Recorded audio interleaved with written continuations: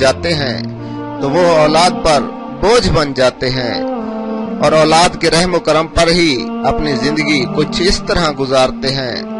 औलाद की मर्जी है इनकी खिदमत करे या इनको बुढ़ापे में जलील करे। हमारे मुआशरे में कई इस तरह के वाकयात देखने को मिलते हैं। नौजवान औलाद अपने माँ बाप से ऐसा सलूक करती है, जमीन और आसमान भी रोने लगते हैं। कुछ इस तरह का एक वाकया मैं आपको सुनाने जा रहा हूँ। एक बूढ़ी माँ जी बहुत बीमार हो गईं और इसे हॉस्पिटल में दाखिल करा दिया गया। इसके 3 बेटे और 2 बेटियां थी। इनके चेहरे पर एक ही सवाल था। गुज़िश्ता 1 घंटे से हॉस्पिटल के बरामदे में टहल रहे थे और सोच रहे थे कि आप अम्मा किसके घर जाएंगी। मेरा ख्याल है कि अम्मा को जफर भाई के यहाँ भेज देते हैं, क्योंकि वो बड़े भी हैं और इनका हक भी बनता है। सहमा ने बड़ी देर से अटकते हुए कहा, सहमा जो बड़ी बेटी है। जफर ने जब अपनी बीवी की तरफ देखा जो तस्बीह के दाने बारिश की तरह बरसा रही थी और जो अम्मा की सलामती की दुआएं मांग रही थी, जफर ने जल्दी से बीवी से नजरें हटाते हुए कहा कि मैं अपने फर्ज से पीछे नहीं हटता, मगर मेरी एक मजबूरी है। मेरी बीवी हीरा सर्विस करती हैं, वो घर पर होती नहीं। अम्मा को तो फुल टाइम औरत की जरूरत है। मेरा ख्याल है कि तुम घर पर होती हो, तुम अम्मा की देखभाल अच्छी तरह कर लोगी। खर्चे की फिक्र न करो, वो मैं आपको देता रहूंगा।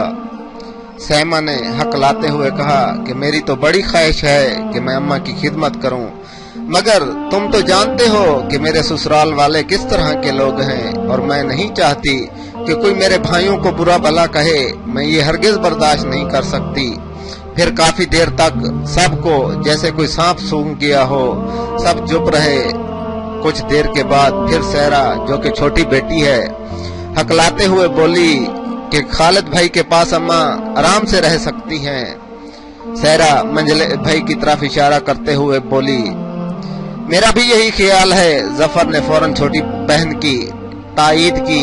खालिद और इसकी बीवी ने एक दूसरे की आंखों में देखा और कुछ कहा कि अम्मा का कभी भी हमारे घर में दिल नहीं लगता। वो तो 2 दिन से ज्यादा हमारे घर में रहती ही नहीं। फिर बीमारी में इंसान और भी ज्यादा घबराने लगता है। खालिद की बीवी ने खालिद से कुछ कहने से पहले ही अपनी सफाई पेश कर दी। फिर अब क्या होगा? मेरी तो आमदनी ही कम है, मेरे घर में तो बिल्कुल जगह ही नहीं है। छोटे बेटे अजहर ने भी अपना मुद्दा बयान कर डाला। सब पर फिर सकूत तारी हो गया और सब के सब इन्हीं सोचों में गर्क हो गए। इतने में एक नर्स आई और कहा कि आप सब वार्ड नंबर 2 की मरीजा के रिश्तेदार हैं क्या? सब ने घबराकर सर उठाया।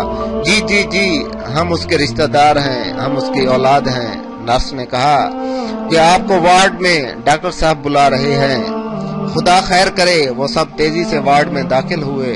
डॉक्टर साहब ने कहा, sorry she is expired. Doctor ने जफर के कंधे पर हाथ रखते हुए कहा। सब ने एक दूसरे की तरफ देखा। सबके चेहरों पर जहरी गम के साथ साथ एक कमीनी सी मुसर्रत का एक अक्स नुमाया नजर आ रहा था। नाजरीन, ये वही माँ थी जो बचपन में इनके गीले किए हुए बिस्तर पर खुद को सिरकाकर इनको खुश्क जगह पर सुलाया था। इनकी छोटी छोटी हर ख्वाहिश का ख्याल रखा था। इनको छोटी छोटी चोट लगने पर भी वो तड़पती थी। मगर अफसोस कि आपने वो आयतें नहीं पढ़ी जिनमें रब ताला ने अपने बाद माँ बाप को दर्जा दिया है, जिनको उफ तक कहने की भी इजाजत नहीं। और सोचिए आज हम अपने माँ बाप के साथ क्या सलूक कर रहे हैं। दोस्तों, अगर आप में से किसी के माँ बाप भी अगर नाराज हैं, खुदारा इनको मना लें, इनके पांव पड़ जाएं, जिस तरह भी माने इनको मना लें, वरना रब्बे कायनात की कसम दुनिया की ठोकरें मुकद्दर बन जाएंगी, चाहे हम कितने ही परहेजगार और मुत्तकी क्यों न बन जाएं। अगर माँ बाप नाराज हैं तो हमारी नेकियां इबादतें किसी काम की नहीं हैं। अल्लाह पाक हमें भी अपने माँ बाप की फर्मा बरदार औलाद होने का शर्फ नसीब फरमाए, आमीन।